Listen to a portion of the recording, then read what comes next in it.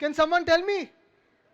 2.58 hectares, which is almost 6 acres. म्हणजे 6 एकरवर हा सगळा प्लॉट पसरला होता. हे इथे ट्रान्झिट कॅम्प असेल, बाजूला जी झोपडपट्टी होती, हे जे इथे एक्झिबिशन सेंटर आलेलं आहे, हे सगळं खरं तर हे मोकळं मैदान होतं. This was suppose to be a playground. आज जे दावे करत आहेत की आम्ही हा भूखंड फुटबॉलला दिला, आम्ही हे साफ करून दिलं, आम्ही हे उपकार करून ह्या मुंबई फुटबॉल असोसिएशनला दिलं, आज त्या राजकीय लोकांना मला प्रश्न विचारायचा आहे, तुम्ही देत असताना फक्त एवढं आम्हाला का काढून दिलं? बाकीचं मैदान हे खेळासाठी, इकडच्या तरुण तरुणींसाठी, बँड्रासाठी मोकळं का नाही ठेवलं? हा खरा प्रश्न आहे आणि हा प्रश्न आपण त्याला विचारला पाहिजे. मला सांगितलं इकडच्या कुठच्या तरी बिल्डिंग मधून बघतात, बोलतात, लक्ष आहे जसं बँड्राच्या सगळ्या प्लॉट्सवर लक्ष असतं, त्याच्यावर मी येणारच आहे नंतर. पण जे मी सांगितलं ना की ही लढाई जी आहे ती आज सुरुवात केलेली आहे. ह्याच्याहून फार मोठा मुंबईकर वर्ग हा रस्त्यावर उतरून आपल्या मोकळ्या मैदानांसाठी लढणार आहे. आज इथून आम्ही सुरुवात केलेली आहे. जर इथे थांबायला लावलं नाही आम्हाला तर मुंबई महानगरपालिकेच्या चौकात येऊन आम्ही सगळे बसू आणि जोपर्यंत आमची मैदानं परत मिळत नाही आम्ही तिथून हलणार नाही.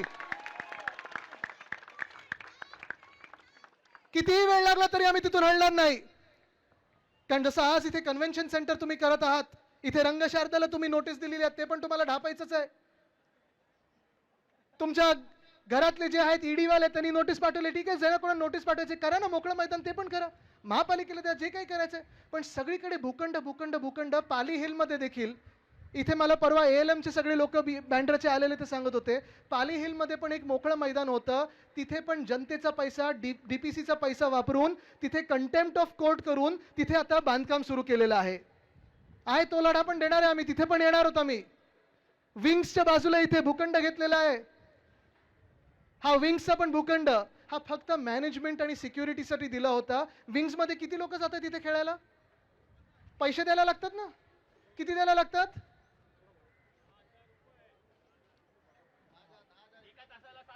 एका तासाला 7,000. जे काही आहे, पण why should we be paying for our own grounds? मुद्दा हा आहे की जर हे तुम्हाला सिक्युरिटी आणि मेंटेनन्ससाठी दिलेलं आहे तर ते पण मैदान प्रायव्हेटाइज करायचं. Andheri sports complex, Chhatrapati Shivaji Maharaj sports complex, इथे परवाच मी जाऊन आलो.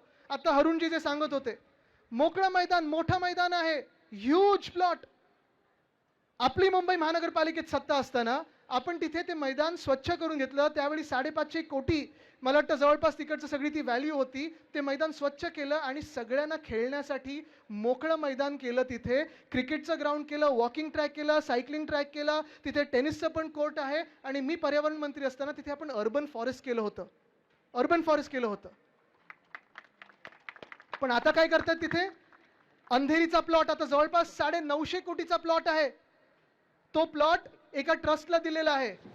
तो प्लॉट 21 लाख पर इयर ह्या किमतीला एका ट्रस्टला दिलेला आहे. म्हणजे तिथून पण मुंबईकर आता नॉट अलाउड झालेले आहेत.